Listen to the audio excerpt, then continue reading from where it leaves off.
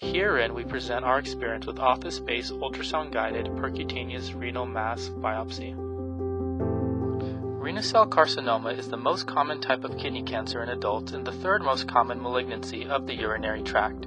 Partial or radical nephrectomy remains the gold standard for the treatment of this disease, though several comorbidities result from the decreased glomerular filtration rate, particularly those that are cardiovascular, are commonly noted.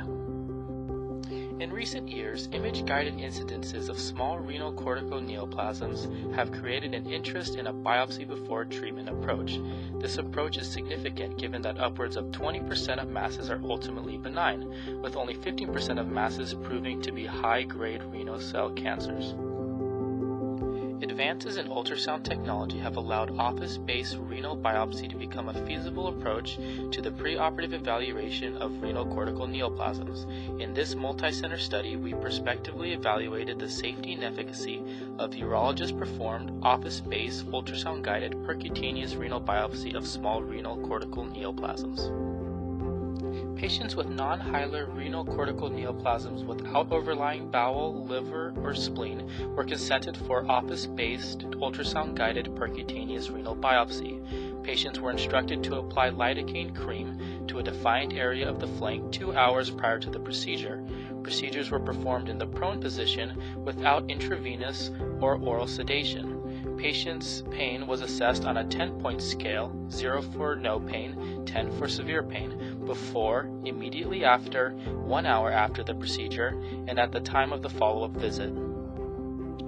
A Hitachi Aloka Alpha 7 ultrasound device with a biopsy probe equipped with the facilitated ultrasound targeting technology was used to visualize the tumor.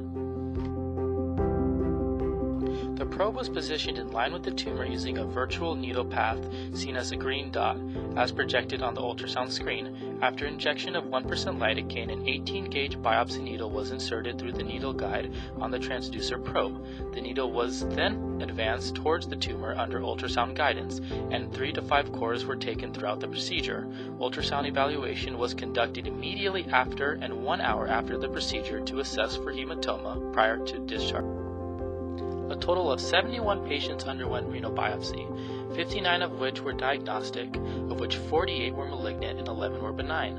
Among the 12 patients with non-diagnostic biopsy, 8 underwent a repeat CT-guided biopsy. Of these, 5 were renal cell carcinoma subtypes, 2 benign, and 1 remained non-diagnostic.